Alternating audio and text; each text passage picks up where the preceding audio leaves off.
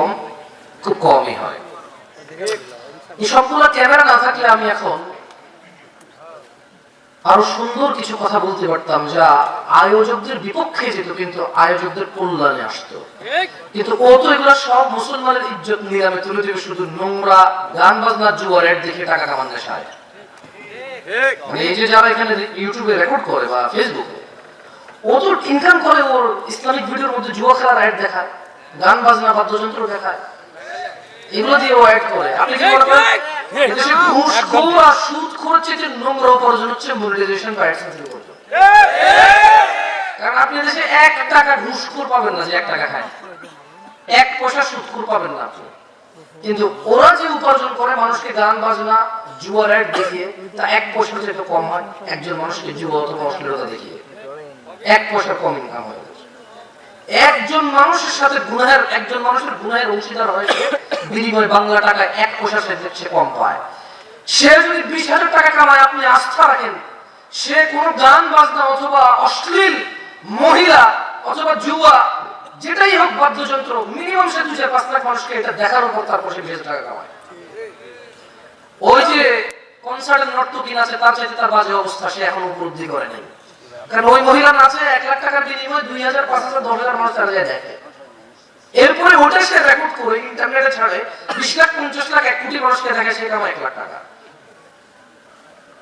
ওই মহিলার উপরে গুনাহ আসে 5,000 মানুষের। ওই 1 লাখ মানুষেরও আসবে, কারণ সে তো জানে যে এটা নাচলে এরা দেখবে, আমার এটা রেকর্ড হবে, ইন্টারনেটে যাবে, সবাই দেখবে। এইসব ক্যামেরা না থাকলে আজকে এখানে প্রায় যুবকরা 70 জন আজকে এখানকার আয়োজক। ওই 70 জন 3 বছর থেকে আয়োজন করে, আমি বলে দিচ্ছি গত বৃহস্পতিবার শেভ করা আয়োজন আছে জায়গায়। বিসমিল্লাহ।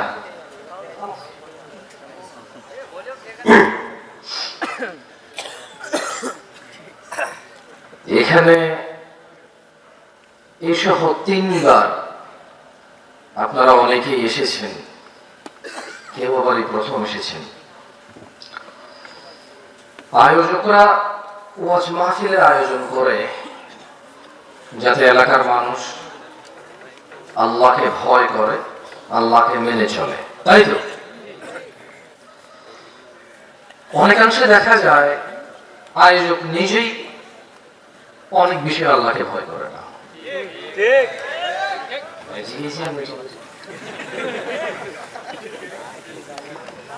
তো আমি আবার তিরস্কার করছি না।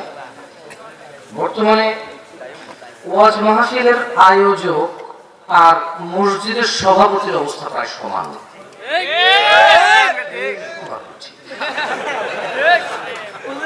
জিজ্ঞেস করে নিতে।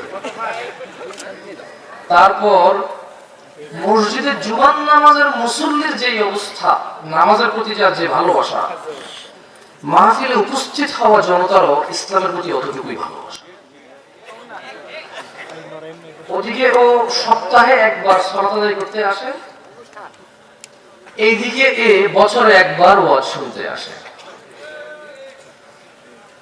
বক্তা যাদের মাহফিলে এসে উপস্থিত হয়, ওদের হয় গলা সুন্দর, না হয় যে কথা বলে সেই কথা তার খুব ফেভারিট, না হয় বক্তাকে দেখতে আসতে হবে, নতুন এক বক্তা ইউটিউবে ইন্টারনেটে দেখে, বাস্তবে দেখতে হবে, নানা কারণে সে উপস্থিত হয় মাহফিলের প্যান্ডেলে। এর মধ্যে খুব কমই কারণ থাকে সে এখানে আসবে, 2টা হাদিস মুখস্থ করবে, মুখস্থ বাদ দিলাম, একটা আয়াত শুনবে, 2টা হাদিস শুনবে, এখান থেকে সে করণীয় ও বর্জনীয় মেনে চলবে, এইরকম খুব কমই হয়। এই সবগুলো ক্যামেরা না থাকলে আমি এখন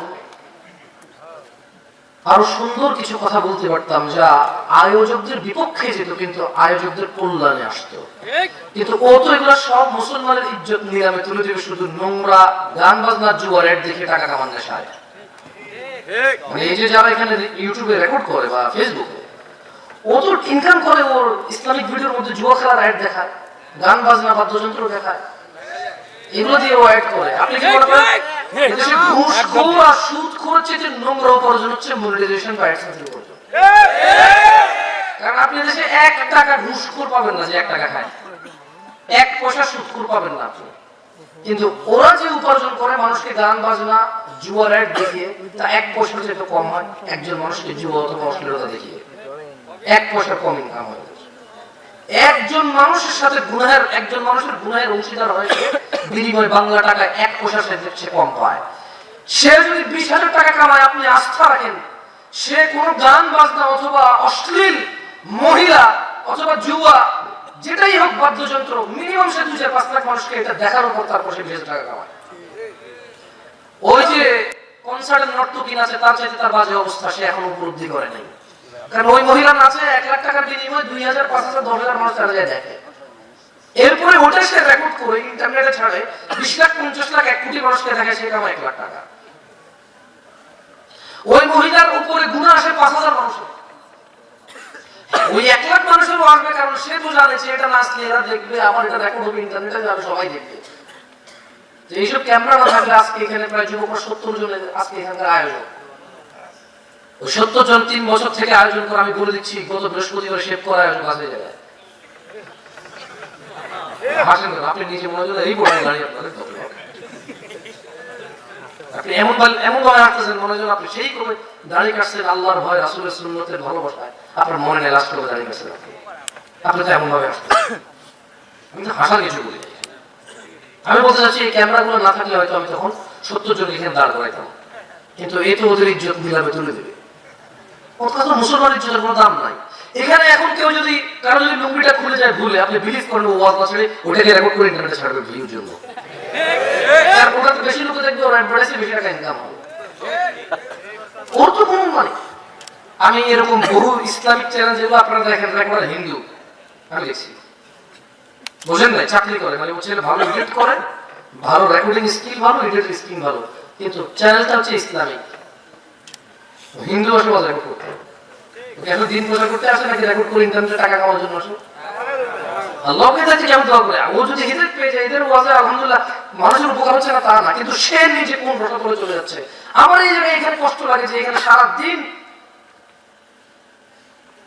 আমি বলতে পারবো এখানে নামাজ পড়ে নেই, ক্যামেরাম্যান মধ্যে আছে লোক।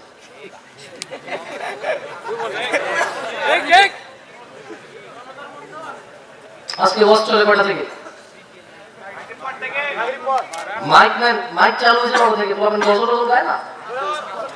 আসর মাইক ম্যানদের মধ্যে আছে এদের নামাজি এখন, কিন্তু আসর থেকে এটা সামলাচ্ছে গজল।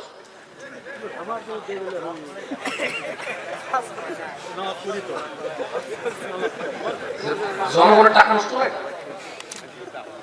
আপনি না নিলে তো চলে।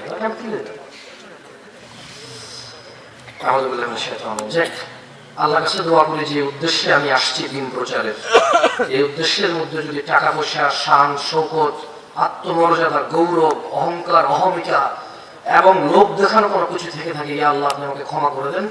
আমার ভিতরে যতটুকু অংশ দিন প্রচারের আপনি তা কবুল করে নেন, এবং আমার ভিতরে যা অন্যায়, যা আপনার ইজ্জতের সাথে যায় না, তা থেকে আপনি আমাকে পরবর্তী সময় আশ্রয় দান করেন আল্লাহ। আমি আমার কাছে দোয়া করি, আর আমি আল্লাহর কাছে এই দোয়া করি আপনাদের জন্য, আপনারা দোয়া করেন আল্লাহর কাছে যে আল্লাহ এই মাহফিল এসেছি, আসর থেকে মাইকগুলো চলতেছে, মাগরিব থেকে কেউ না কেউ কিছু বলছে, এখন বাজে রাত প্রায় 12টা, হয় বসে শুনেছি, নাহলে উঠে শুনেছি, নাহলে দোকানে শুনেছি, নাহলে ঘরে শুনেছি, নাহলে রাস্তায় হাঁটা অবস্থায় শুনেছি, সেই মাগরিব থেকে তো শুনতেই আছি। ইয়া আল্লাহ এখানে যা তোমার করণীয় ও বর্জনীয় তা তুমি মেনে চলো, তৌফিক দান করে দাও আপনারা বলা। আর এই ক্যামেরাম্যানদেরকে বলবো, তোমাদের এই উপার্জন তখন হালাল হবে যখন নর্তকের নাচের উপার্জন হালাল হবে, যখন গায়কের গান গাওয়ার উপার্জন হালাল হবে, তখন তোমাদের এই উপার্জন মনিটাইজেশন আর অ্যাডসেন্সের উপার্জন হালাল হবে। এর পূর্বে হালাল হওয়ার সম্ভাবনা নাই। আল্লাহ আমাদের তৌফিক দান করুন, আমিন। তোমরা ভয় পাও আল্লাহকে। এদেশের শিয়া, সুন্নি, চিশতি, সাবরি, তরিকত, হাকিকত, মারিফত, গরম সুন্নি, ঠান্ডা সুন্নি, এদেশের আহলে হাদিস, জমিয়তে আহলে হাদিস, তারপর হচ্ছে কি আহলে আন্দোলন, আরো নাম থাকতে পারে, তারপরে কওমি, তারপর হচ্ছে এদেশে হেফাজত, কোন ওয়াজ তোমরা রেকর্ড করো না? এদেশের এমন কোন বক্তা আছে, মাহফিল আছে, এমন কোন আইডিওলজি আছে যে আইডিওলজির বক্তব্য তুমি রেকর্ড করো না? তারপর তোমার হিদায়াত, তুমি হিদায়াতের কামনা করো না? তুমি আল্লাহর কাছে দোয়া করো যে ইয়া আল্লাহ আমার কি হয়েছে, এই হুজুর বলে ওই হুজুর খারাপ, ওই হুজুর বলে এই হুজুর খারাপ, সব ঠিক আছে, কিন্তু আমি তো সব হুজুরের ওয়াজ শুনছি, আমি তো এক জায়গায় স্থির হতে পারতাম যে কোন হুজুর ঠিক নয়। তারপরেও তুমি দাড়ি কাটো, এখনো সুন্নাহ বিরোধী কাজ করো, এখন তুমি হারাম করার জন্য লিপ্ত আছো, তুমি ভালো হওয়া কখন? এটা তো মসজিদের নিচে মেমোরি কার্ড পুরনো দোকানের মতো হয়ে গেছে।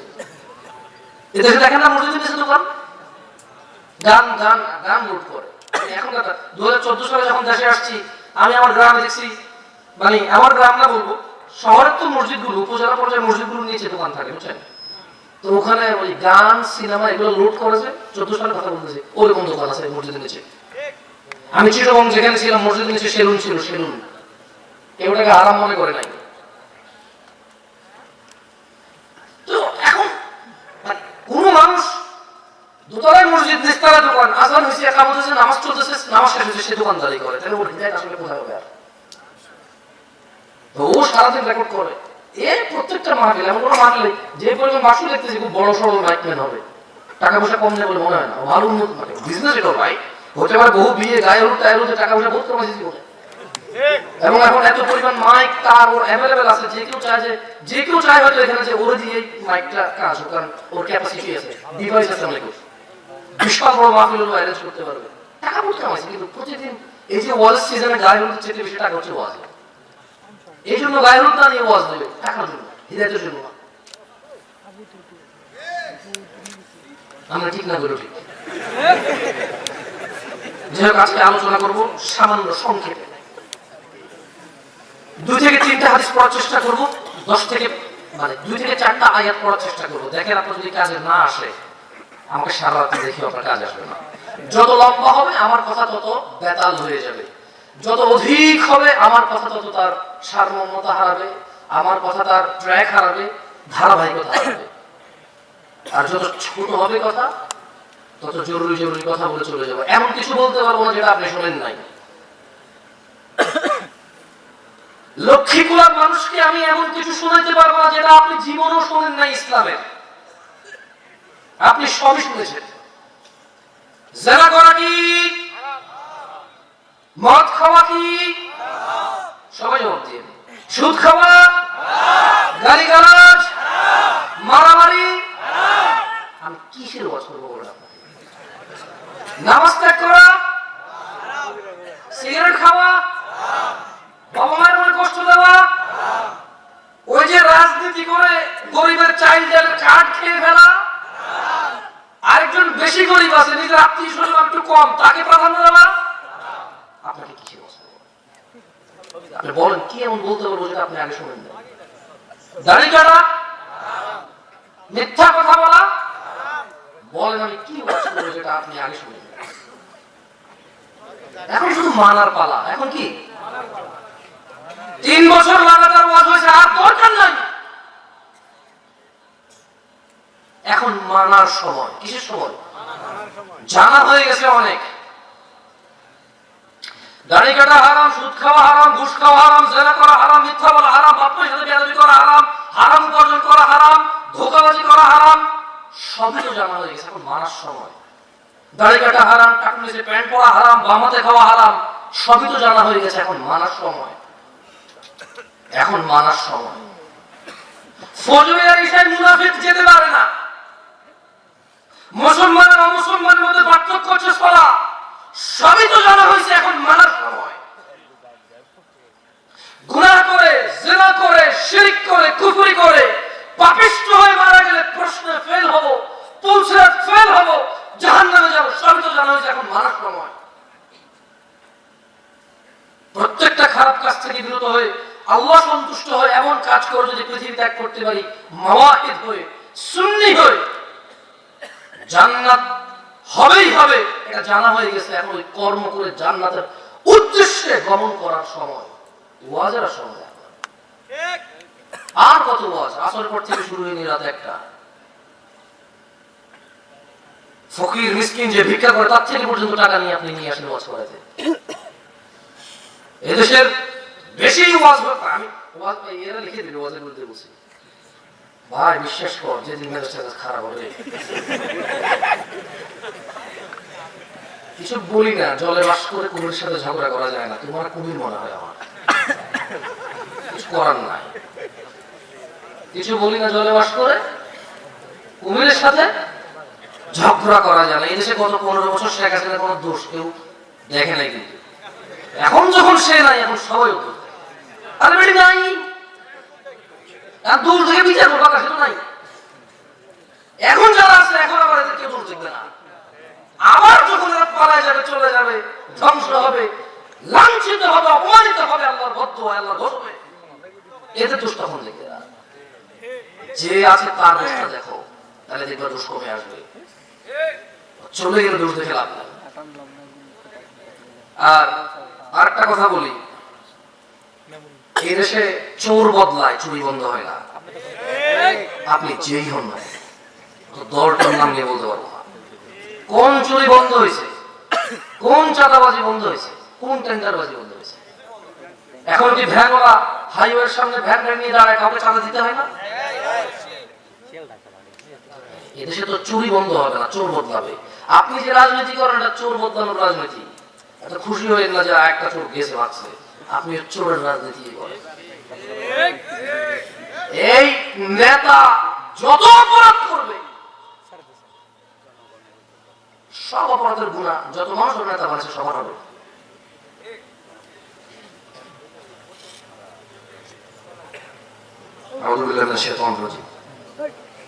এগুলো আপলোড করো না, ডিলিট করে দেবো, ঠিক আছে? আর যে আপলোড করবা তুমি আমার কি লেখা না, একজন আমার থেকে অনুমতি নাও নাই। বাংলাদেশের ল অনুযায়ী তুমি যদি আমার ভিডিও ফুটেজ সেল করো, আমার সাথে তোমার কন্ট্রাক্ট থাকতে হবে। পুরো পৃথিবীর ল এটা, তুমি বোঝো? পুরো পৃথিবীর ল, তুমি যদি আমাকে ভিডিও করে আপলোড করো, এতে যদি তুমি মনিটাইজেশন করো, আমার অনুমতি থাকতে হবে, মানে আমার সাথে তোমার কন্ট্রাক্ট হইতে হবে। আমি যদি এগ্রি করি তাহলে, তাহলে তুমি আমাকে বিক্রি করতে পারবো না। So I'm not your content. Because me as আমি myself, আমি একজন সত্তা মানুষ। So তুমি আমাকে বিক্রি করবা, এটা পারবা না, এটা কোনো লতে নাই। মানে তুমি তোমার বড় ভাইকে যদি উকিল থাকে, বাংলাদেশের ল বসে, বিদেশে একটা বললো না তোমার, তুমি থেকে জেনে নিও যে উনি বলছে যে ওনাকে যদি ভিডিও রেকর্ড করে যদি আমরা ফেসবুক ইউটিউবে ছাড়ি, যদি ফেসবুক ইউটিউবে উনি কিছু নাও করতে পারে, বাংলাদেশের আইন অনুযায়ী আমরা বিক্রি করতে পারবো না ওনার অনুমতি ছাড়া। সো ভালোটুকু দিবা যেটুকু দিন আছে। আর এখানে আসছি, জনসংখ্যা আছে রাতে বাজে 12টার পরিস্থিতিকে কেন্দ্র করে ও 3বার ওয়াচ করছে, 70 জন ওয়াচের ছেলে, সবার চেহারা দেখছি, তারপরে এখানে কথা বলতেছি। তো তোমার এগুলো ইউটিউবে আপলোড করলে বুঝবে না কন্টেন্ট, ওই আন্দাজে আজেবাজে বলবে, ও সময় নষ্ট করবা, তোমার সময় নষ্ট করবা। রাত 12টা বাজে এখন এখানকার পরিস্থিতি ডিমান্ড করে এটা বলা, তাই এই কথা শুধু এখানেই সুন্দর, এই কথা ইন্টারনেট সুন্দর নাই। এই কথা আজকে আলোচনার বিষয় সুন্নাহকে আঁকড়ে ধরা। দিনী ভাইরা, আল্লাহ সুবহানাহু ওয়া তাআলা কোরআনে কারিমে বলেছেন, ইন্নাদ দীনা ইনদাল্লাহিল ইসলাম, নিশ্চয়ই ইসলামই হচ্ছে আল্লাহর নিকট একমাত্র মনোনীত। ওয়া মাখতালাফাল্লাযীনা উতুল কিতাবা ইল্লা মিন বা'দি মা জাআহুমুল ইলম বাগিয়ান বাইনাহুম ওয়া মান ইয়াকফুর বিআয়াতিল্লাহি ফাইন্নাল্লাহা সারিউল হিসাব। নিশ্চয়ই একমাত্র মনোনীত আল্লাহর কাছে হচ্ছে ইসলাম।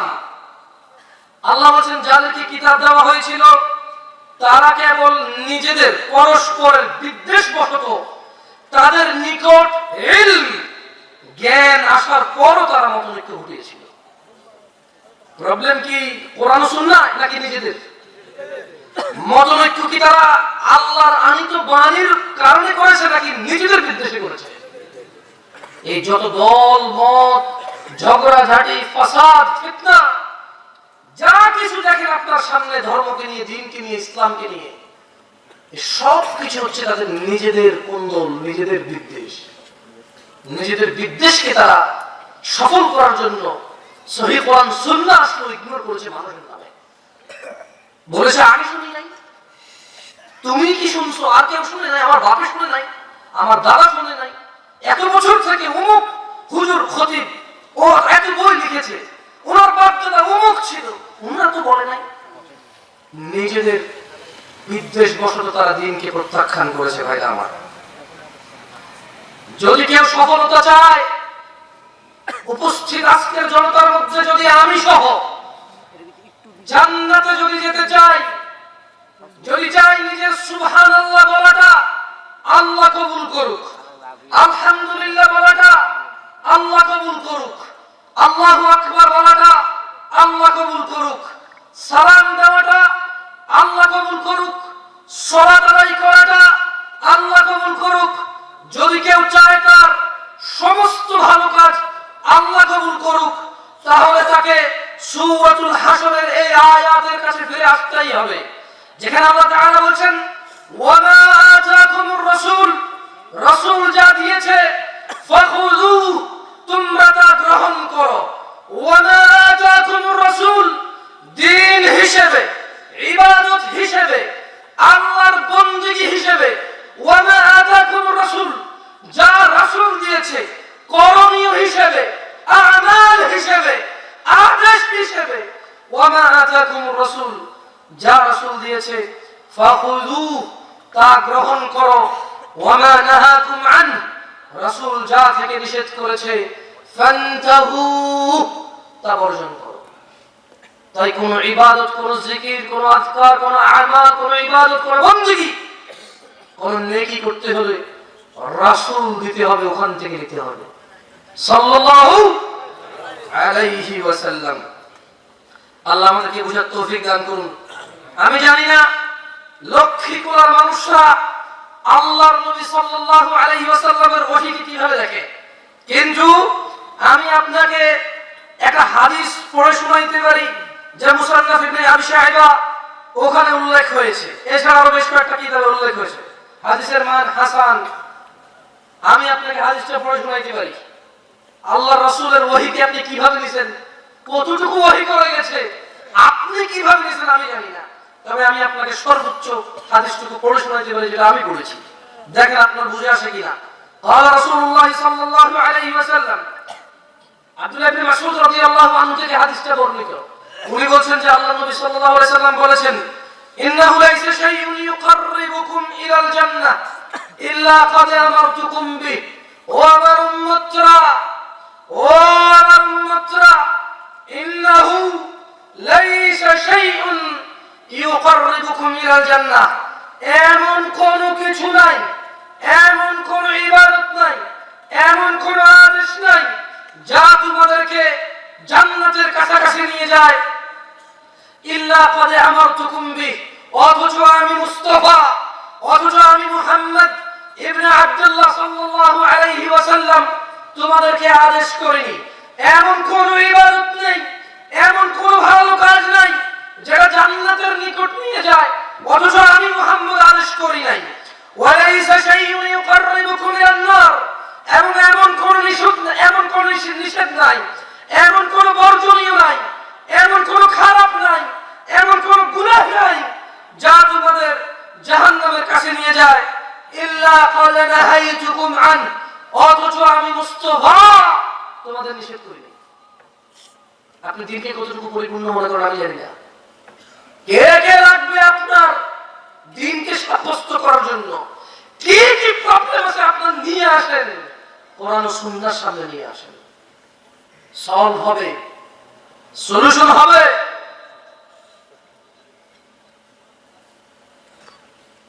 আল্লাহর নবী বলেছে এমন কিছু না যেটা জান্নাতের কাছে নিয়ে আমি আদেশ করি নাই, এমন কিছু না যেটা জাহান্নামে নিয়ে যাবে আমি নিষেধ করি নাই। আল্লাহ আমাদেরকে বুঝার তৌফিক দান করুন। আর শোনেন, আমি তো ওয়াজ করতেছি, আপনাদেরকে বলতেছি, আপনারা ভাই বোন না যেগুলো সব আপনাদেরকে বলতেছি। আমি খুব মাঝে মধ্যে ওয়াজে আসি যখন নিজেরও কিছু বলা লাগে। আমি আজকে আসলে আপনাকে ওয়াজ করতেছি কম, নিজেকে ওয়াজ করতেছি বেশি। কারণ আছে, কারণ হচ্ছে আজকের দিনে যে গুনাহগুলি আমাদের সমাজে, এগুলো হুজুর তার শ্রোতা, আলেম তার ছাত্র, প্রায় মানুষের মধ্যে সিমিলার, প্রায় গুনাহগুলো সবার মধ্যে আছে। আপনি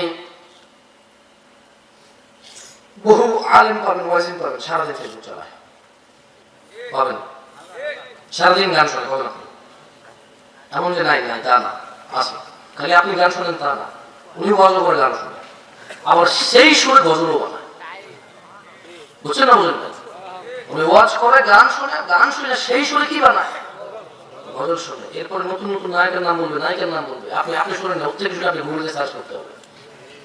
আপনি যে ধরুন এই কার নাম গুলো শুনলাম না, এত সিনেমা সারা দিন 24টা সিনেমা দেখি, হলিউডের নাম গুলো শুনলাম না। এরপর নিজেরা আপনার কাছে নিজের মনে হচ্ছে হোয়াট ব্রো, আমি মিস করছি, হুজুর জানলাম, আমি জানলাম না। বলেন না, আল্লাহ আমাদেরকে বুঝে তৌফিক দান। যাই হোক, খারাপ তোমার খেলা হাসি কথা, আউযু বিল্লাহি মিনাশ শাইতানির রাজিম। যাই হোক, ইসলাম দেখেন আপনারা এখানে কিন্তু অনেক, আমি বহু ওয়াজে গেছি, এত মানুষ হয় না। ও আল্লাহ, আমি আপনাদের কম বলবো না, তারপরে বলি যদি আজকে আপনাদের এলাকা হিসেব করে তাহলে কি আপনারা অনেকে দূর দূরান্ত থেকে আসছেন না? 2 কিলো 5 কিলো 7 কিলো 10 কিলো থেকে আসেন নাই? আসছেন। যাই হোক, আপনাদেরকে একটা আদেশ শুনাই। عن ابي هريره رضي الله عنه قال, আবু হুরায়রা রাদিয়াল্লাহু আনহু থেকে বর্ণিত। সবচেয়ে দুঃখ লাগে জানেন, এদেশে যখন কাউকে নসিহত করে না সে হাসে। এদেশে যখন কাউকে নসিহত করি, তুমি তো দাড়ি কাটো, তুমি তো জেনা করো, তুমি তো ওয়াজ শুনে, তুমি মাইক ম্যান, তুমি কেন সালাত আদায় করো না, তুমি ক্যামেরাম্যান, তুমি কেন হারাম উপার্জন করো, হেসে দেয় ওরা সবাই। এখন আপনাদেরকে কতগুলো কথা বললাম, আপনারা হাসলেন না? হাসছেন কেন? হাসছেন জানেন? এটা নিজের একটু নিজেকে প্রশ্ন করুন। আমি এমন কিছুই বলি এখানে যেটা হাসবেন, কিন্তু আপনারা হাসছেন। শুরু থেকে এসব 5 থেকে 7 বার আপনারা হেসে দিচ্ছেন। অনেক অস্ত্র কথাগুলো হাসির ছিল না, কথাগুলো মোটো কৌতুক ছিল না, কথাগুলো কোরআন আয়াত পড়েছি, হাদিস পড়েছি, অর্থ করেছি, কিছু কারোর সাথে মিলেছে। আপনি হাসছেন কেন জানেন? এই অপরাধটা আপনার মধ্যে না, কিন্তু আপনার পাশের জন্য আছে, এই জন্য আপনি খিলখিল করে হেসে দিচ্ছেন যে হ্যাঁ হ্যাঁ, এই জন্য আপনি হেসে দিচ্ছেন। এখন এখানে নসিহত করলে মানুষ হাসে, মানুষ তার অপরাধ নিয়ে বিবেচনা করে না, মানুষ তার অপরাধের সাথে নিজের অবস্থান, জাহান্নাম আর জান্নাত তার কি হতে পারে এটা নিয়ে মানুষ আর ভাবে না। এখন বছরে একটা ট্রেডিশন, এলাকায় ওয়াজ করতে আসছে দূর থেকে একজন, না আসলে খারাপ দেখা যায়। এই ওয়াজ কমিটির শুধু একটা টেনশন থাকে, খালি প্যান্ডেল না ভর্তি হবে, ভাই নাহলে মানুষ থাকবে না। কেন? অমুক পাড়ার অমুক ওয়াজে মানুষ কমেছে, আমাদের বসে দেখছে পুরো মাঠের মানুষ। মাহফিলের আয়োজকের বেশিরভাগ সফলতা হচ্ছে প্যান্ডেল ভরা নিয়ে।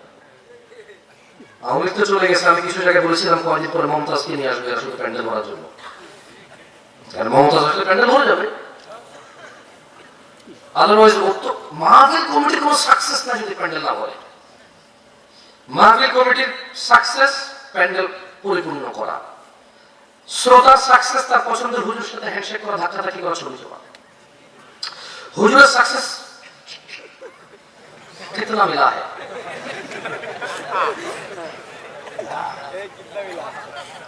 তারপরে ক্যামেরাম্যানের সাকসেস কোন কথার ভেজাইলা করেছে, যেটা ইউটিউবে আপলোড করলে আকাশ বাতাসে আগুন চলে যাবে, হাজার হাজার কমেন্ট আসবে, ওর পেজের রিচ বাড়বে, এনগেজমেন্ট বাড়বে, আর খালি জানাবে বিচারের এই ন্যাংটা নাচ গান দেখায় টাকা আর টাকা। এটা হচ্ছে ক্যামেরাম্যানের সাকসেস। আর মাইক ম্যানের সাকসেস কি জানেন? মাইক 35% কম দিয়ে দেয়। ওই শেষ পর্যন্ত বলবো যে আপনি তো দেখছেন টাকা যাবেন, তা ওঠে না 30 টাকা, আচ্ছা 5,000 করে দেবো। ওর পরে পুরো বছর যেখানে দেখবে ভাই আমার টাকাটা, ওরটা আনন্দ লাগে খুঁজতে টাকা পাই, ও জানে দিবে না, ওর টাকা ভিতরটা গৌরব কাজ করে, ও জানে 35 30 দিবে, ঠিক না? মাহফিল কাইন্ড অফ এরকম হয়ে গেছে। আল্লাহ আমাদেরকে আসলে দান করুন। عن ابي هريره رضي الله عنه قال قال رسول الله صلى الله عليه وسلم بدا الاسلام غريبا।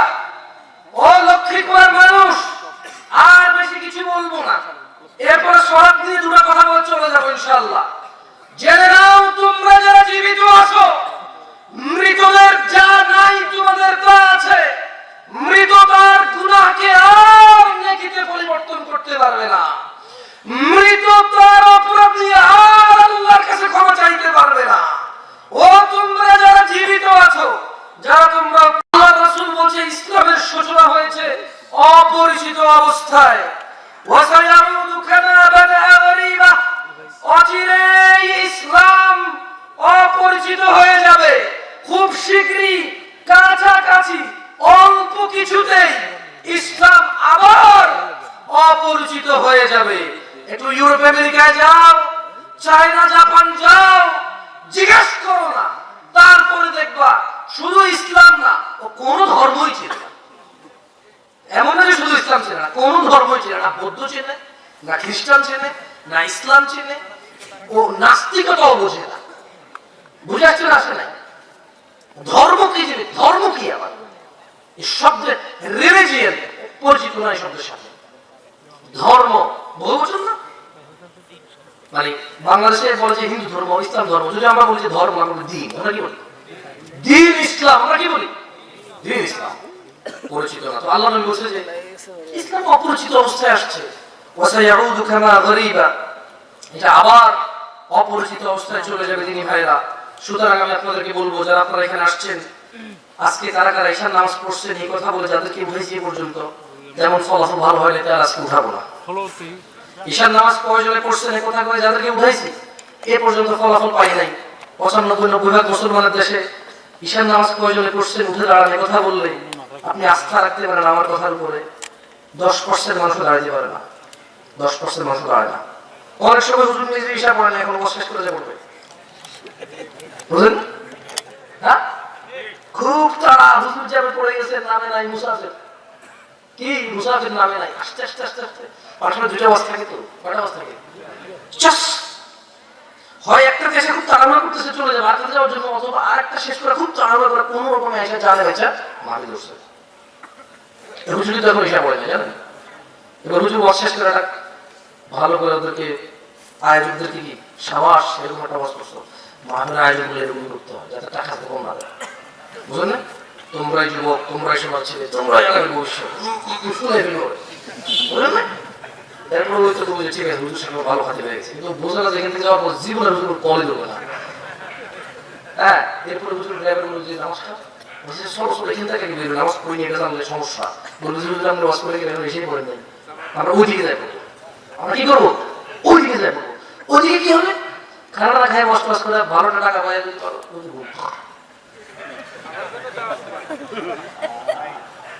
আপনাকে কেন রাগ করে ভাঙ বুঝছেন না বলি, আমি কি খুব বেশি খারাপ বলতেছি? সবাইকে এক পাল্লায় মাপিয়েন না, আমি খারাপ মানে তো সবাই খারাপ না, আল্লাহ আমাকে ক্ষমা করুন, দোয়া করি আমার জন্য। যাই হোক, আমরা কারা কারা আল্লাহ নবীর উম্মত? আসসালাম, মাশাআল্লাহ তাবারাকাল্লাহ, মাশাআল্লাহ তাবারাকার রহমান, আমরা সবাই আল্লাহ নবীর উম্মত। মুখে মুখে হাত তোলাতে আমরা আল্লাহ নবীর উম্মত কেমনে? হাত তোলাতে। দেখ শুনেন, সুন্দর একটা কথা বলছে আল্লাহ নবী সাল্লাল্লাহু আলাইহি ওয়াসাল্লাম। আমার তো বলছে 12টা পর্যন্ত, 12টা 3 বেজে গেছে, 4-5 মিনিট কথা বলি, কিছু সুন্দর সুন্দর কথা বলে দেখেন আপনার কাজে আসে। বলেন তো বাংলাদেশে কত পার্সেন্ট মুসলমানের দেশ? 95-95%। আচ্ছা একটাতে আসি, একটাতে আসি, যেটা বেশি করে শোনা যাবে ওইটা। বাংলাদেশ কত পার্সেন্ট মুসলমানের দেশ? আচ্ছা 300 জিগে ভোগ মালিক হবে কত পার্সেন্ট? 90। কত মুসলমান দেশ? আপনাদের কাছে জিগেই নেই, আপনারা বলেন। মাইক নেন, মাইক নেন, আমার ফেভারিট। কত পার্সেন্ট মুসলমান দেশ? 80%। 80, 1,10,000 কমে গেছে রে ভাই।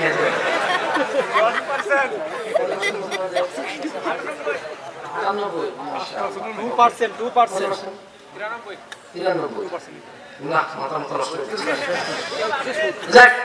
আমরা সবাই কি আল্লাহর নবী কি? আলহামদুলিল্লাহ। তাহলে ভালো খবর আছে আমাদের জন্য। আগে কি ভালোটা শুনবেন না খারাপটা শুনবেন? ভালোটা শুনবেন। না না না, আগে খারাপটা শুনবেন। লেখা ভালোটা আছে, ভালোটা দেখে দেখে বলছো লেখা ভালোটা আছে। যাই হোক, عن ابي هريره رضي الله عنه قال, আবু হুরায়রা রাদিয়াল্লাহু আনহু থেকে বর্ণিত, তিনি বলেন আল্লাহর নবী সাল্লাল্লাহু আলাইহি সাল্লাম বলেছে, কুল্লু উম্মতি ইয়াদখুলুনাল জান্নাহ। আবু হুরায়রা বলেছে রাদিয়াল্লাহু আনহু, রাদিয়াল্লাহু উনি বলছে যে আল্লাহর রাসূল সাল্লাল্লাহু আলাইহি ওয়াসাল্লাম বলেছে, কুল্লু উম্মতি ইয়াদখুলুনাল জান্নাহ, আমার সমস্ত উম্মত জান্নাতে প্রবেশ করবে। কোথায় প্রবেশ করবে? জান্নাতে প্রবেশ করবে। বলছে ইল্লা মান আবা, আবা ব্যতীত আমার সব উম্মত জান্নাতে যাবে। সুবহানাল্লাহ। قال, সাহাবারা বললেন, ইয়া রাসূলুল্লাহ, মান ইয়াবা ইয়া রাসূলুল্লাহ, ইয়া রাসূলুল্লাহ আপনার সব উম্মত জান্নাতে যাবে, আবা জান্নাতে যাবে না, ওকে আবাটা কি?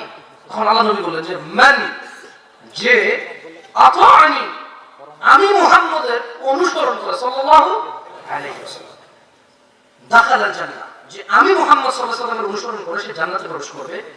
ওয়া মান আসানি, আর যে আমার অবাধ্য হয়, ফাকাদ আবা, ওই হচ্ছে আবা। এটা হচ্ছে ভালো খবর। কোনটা? যে আল্লাহর নবীর সমস্ত উম্মত কোথায় যাবে? জান্নাতে যাবে। এবার আসেন, এদেশে মুসলমান কতজন? কতজন? 99, 90 বললাম, সারা 90 বলেছি। আমি বহুত বড় বড় রাজনীতিবিদদের বক্তব্য শুনছি, 90% মুসলমানের দেশ, তসমস করে দেবো, যে কিছু করবে। শুনতে ভালো লাগে, শুনতে ভালো লাগে না? আল্লাহ আমাকে আছে, ওয়াল্লাহি আল্লাহ সাথে চেষ্টা করতেছি, আমার আচরণ মুখে যদি আপনারা ইনসাল্ট ফিল করেন, আমি আন্তরিকভাবে ক্ষমা চাচ্ছি। আমি আসলে ভালো লাগছে না, এটাই অন্য কিছু না। 90% মুসলমানের দেশ বলে ভালো লাগছে না, কারণ ধরেন কি বলবো আপনাকে, আপনারা কি আল্লাহর কাছে সবচেয়ে প্রিয় আমল কোনটা জানেন? হ্যাঁ, আমার সাথে বলেন। আব্দুল্লাহ ইবনে মাসউদ, সবার সাথে বলতো, আব্দুল্লাহ ইবনে মাসউদ রাদিয়াল্লাহু আনহু থেকে বর্ণিত। আল্লাহ নবী সাল্লাল্লাহু আলাইহি ওয়াসাল্লামকে জিজ্ঞেস করেছে আব্দুল্লাহ ইবনে মাসউদ রাদিয়াল্লাহু আনহু, যে ইয়া রাসূলুল্লাহ, আল্লাহর কাছে মানে আইয়ুল আমালু আহাব্বু ইলাল্লাহ, আল্লাহর কাছে কোন কাজটি সবচেয়ে প্রিয়? তখন আল্লাহ নবী সাল্লাল্লাহু আলাইহি ওয়াসাল্লাম বলেছে, আস-সালাতু আলা ওয়াক্তিহা। ওই যে বললাম হুজুর ওয়াজ করতে এসে ওয়াজ করে চলে যায়, ওয়াজ করে না। আর আল্লাহর কাছে প্রিয় আমল কোনটা? আল্লাহর কাছে প্রিয় আমল কোনটা? অর্ধেক বলছেন, অর্ধেক বলেন নাই। আস-সালাতু আলা ওয়াক্তিহা, সময় মতো নামাজ পড়া, এটা হচ্ছে আল্লাহর কাছে প্রিয় আমল। আসলে এরপরে আপনার এই যে একটু আগে যে বললাম না, যে বক্তব্য শুনতে ভালো লাগে 90% মুসলমানের দেশ, এটা যে বললাম আপনাকে, বলছি মনে কষ্ট নিয়েন না। কেন বললাম আমি আপনাকে, বলি শুনেন। সাঈদ ইবনে মুসাইয়িব রাহিমাহুল্লাহ থেকে বলেন, তিনি বলেন যে আন্না রাসূলুল্লাহ সাল্লাল্লাহু আলাইহি ওয়াসাল্লাম قال بيننا وبين المنافقين شهود العشاء والصبح। মুনাফিক আর মুসলমানের মধ্যে পার্থক্য হচ্ছে ইশা আর ফজরের নামাজ উপস্থিত হওয়া। এইবার বলুন কত পার্সেন্ট মুসলমান দেশটা? না বলা দরকার নেই, আপনি জাস্ট নিজে নিজে বলুন, আমার দরকার নেই। আগেটা তো বলছি, ওটা আপনি বলেন, রাজনীতিবিদ হলে আমি বলি, উঠার পরে জোশ চলে আসলে আমি বলি, বলি না? এদেশে যখন মানুষ বলে কোরআনে আয়াত গুণা শুরু করে, তখন 6600, আসলে কি 6600 আছে? এই গণনা কিন্তু ভুল হতে পারবে অনেকে। কত কি লাগে? আমি একবার সময় পেয়েছি, বসে বসে বলতেছিলাম, পরে দেখি যে 6666 দূরের কথা, 234 হয় না। পরে চিন্তা করলাম, আচ্ছা সবগুলো সুরের সাথে আউযুবিল্লাহ লাগাই, 114 দিয়ে পাস করলাম।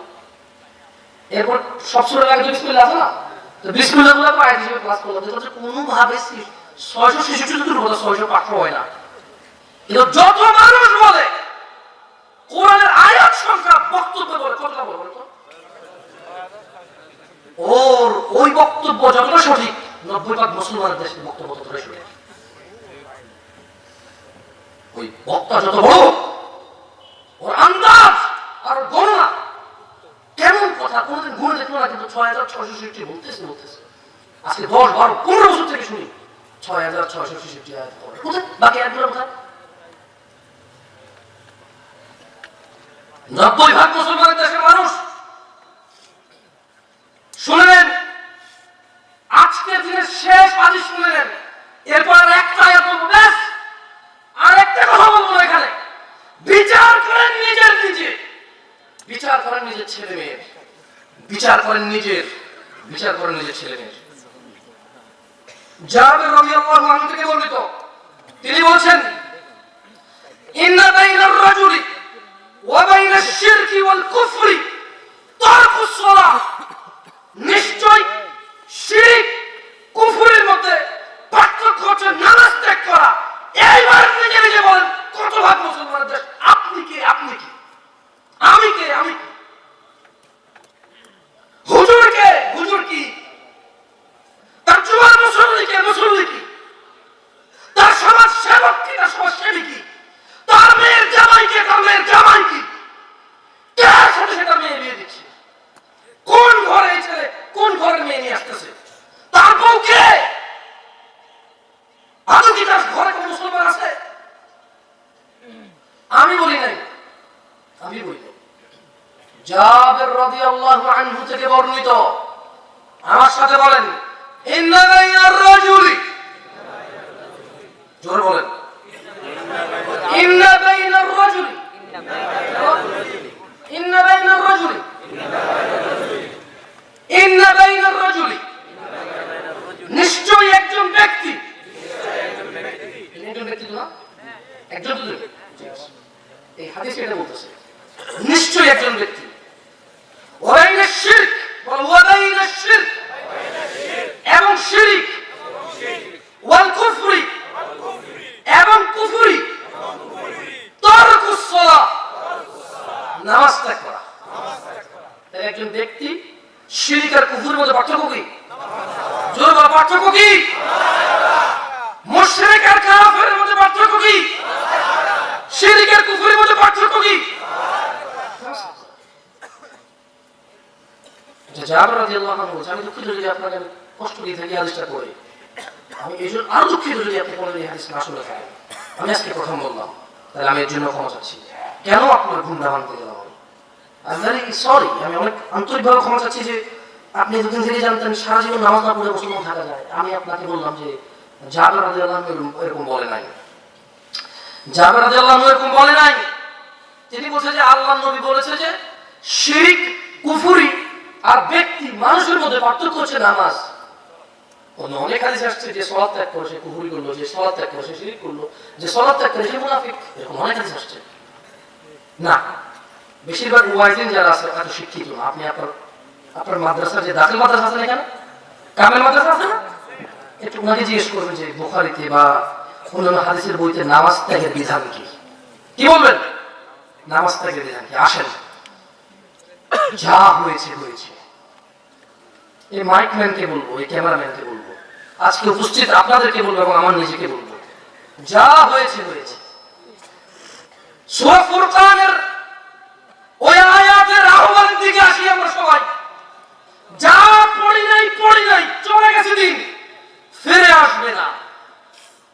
বেঁচে আসি মানে আল্লাহর পক্ষ থেকে বিশাল বড় আহ্বান। বেঁচে আসি মানে গুড সাইন, বেঁচে আসি মানে ভালো লক্ষণ, জীবিত আছি মানে ভালো লক্ষণ। কারণ তিনি সুবহানাহু ওয়া তাআলা বলেন, ইল্লা মান তাব, অতঃপর যে অপরাধ থেকে ফিরে আসে, তওবা করে, ওয়া আমানা, ঈমান আনে, ওয়া আমিলা আমালান সালিহা, এবং ভালো কাজ করে, ফাউলাইকা ইউবাদদিলুল্লাহু সাইয়্যাতিহিম হাসানাত, যে লোকটা খারাপ থেকে ফিরে আসে, ঈমান আনে, ভালো কাজ করে, তার আগের যত পাপ আছে আল্লাহ নেকিতে পরিবর্তন করে। নামাজ যেগুলো ছুটেছে খালাস, রোজা যেগুলো থাকেননি খালাস, মদ যতটুকু খেয়ে ফেলছেন খালাস, যারা যা হওয়ার হয়ে গেছে খালাস, উদাসীনতা যা হওয়ার হয়েছে খালাস। এইখান থেকে এখন উঠবেন, সোজা বাসায় যাবেন, কাপড় চোপড় নষ্ট হলে পরিবর্তন করবেন, গা নষ্ট হলে গোসল করবেন, ভালো জামা কাপড় পরবেন, আর যদি পবিত্র হয় খালাস লাগবে না, ওযু করবেন, 4 রাকাত ইশা আদায় করবেন, যেটা আজকে এসে ছুটে গেছে। আল্লাহকে বলুন, ইয়া আল্লাহ, তুমি বলেছো যদি আমি পিছের পাপ ছেড়ে দেই আর তোমার কাছে মাপ চাই, ওই পাপগুলো যদি না করি, তাহলে আমার পাপে যে গুনাহ হইতো ওই গুনাহগুলোকে তুমি উল্টা নেকি পাল্লা দিয়ে দিবা, ওজন তো করছো। সো ইয়া আল্লাহ, আমি বেঁচে আছি মানে ভালো লক্ষণ। জামশেদ মজুমদার বলেছে, জামশেদ মজুমদার তোমার কোরআনুল কারীমের সূরা ফুরকানের আয়াত পড়ে বলেছে যে বেঁচে থাকা হচ্ছে পৃথিবীর সবচেয়ে ভালো লক্ষণ। কারণ জীবিত মানুষ একমাত্র পারে তার গুনাহকে নেকিতে পরিবর্তন করতে। জীবিত মানুষ আল্লাহর কাছে তওবা করতে পারে, ক্ষমা চাইতে পারে, ফিরে আসতে পারে, ইবাদত করতে পারে, ভালো কাজ করতে পারে, সংশোধন হইতে পারে। মৃত মানুষ পারে না। যে মরে গেছে তার শেষ, তারা কিচ্ছু করার নাই। আল্লাহ আমাদেরকে বোঝার তৌফিক দান করুন। কত পার্সেন্ট মুসলমান দেশ বলেন? জানি না। কত পার্সেন্ট মুসলমান দেশ? কত পার্সেন্ট মুসলমান দেশ? কেন জানি না? কারণ ওই যে সাঈদ ইবনে মুসাইয়্যিব বলছে যে মুনাফিক আর মুমিনের পার্থক্য পার্থক্য হচ্ছে ফজর আর ইশায় যাওয়া। জাবের রাদিয়াল্লাহু আনহু বলছে যে শিরক আর কুফরের মধ্যে পার্থক্য হচ্ছে ব্যক্তির মধ্যে নামাজ ত্যাগ করা। এই জন্য আমি জানি আসলে বাংলাদেশে কত পার্সেন্ট মুসলমান আছে। ফজরের ইমাম বলতে পারবে কত পার্সেন্ট আছে, এদেশের মসজিদের ইমাম বলতে পারবে ফজরে কতজন যায়, ইশায় কতজন যায়, জোহর কতজন যায়, মাগরিব কতজন যায়, এর বাইরে বলতে পারবে। যদি কেউ গণনা করতে চায় দেশে কত পার্সেন্ট মুসলমানের দেশ, তার ইমাম থেকে পরিসংখ্যান নেওয়া উচিত। ইমাম বলে দেবে আমার পড়ায় এতজন আছে। আল্লাহ আমাদের বুঝে তৌফিক দান করুন। أقول قولي هذا واستغفر الله لي ولسائر المؤمنين فاستغفروه إنه هو الغفور الرحيم। আমি আল্লাহর কাছে আমার জন্য ক্ষমা চাচ্ছি, আপনারা আল্লাহর কাছে আপনাদের জন্য ক্ষমা চান, আমার জন্য দোয়া করেন, আমি আপনাদের জন্য দোয়া করব ইনশাআল্লাহ। সুবহানাকাল্লাহুম্মা ওয়া বিহামদিকা আশহাদু আল্লা ইলাহা ইল্লা আনতা আস্তাগফিরুকা ওয়া আতুবু ইলাইক। আসসালামু আলাইকুম ওয়া রাহমাতুল্লাহি ওয়া বারাকাতুহু।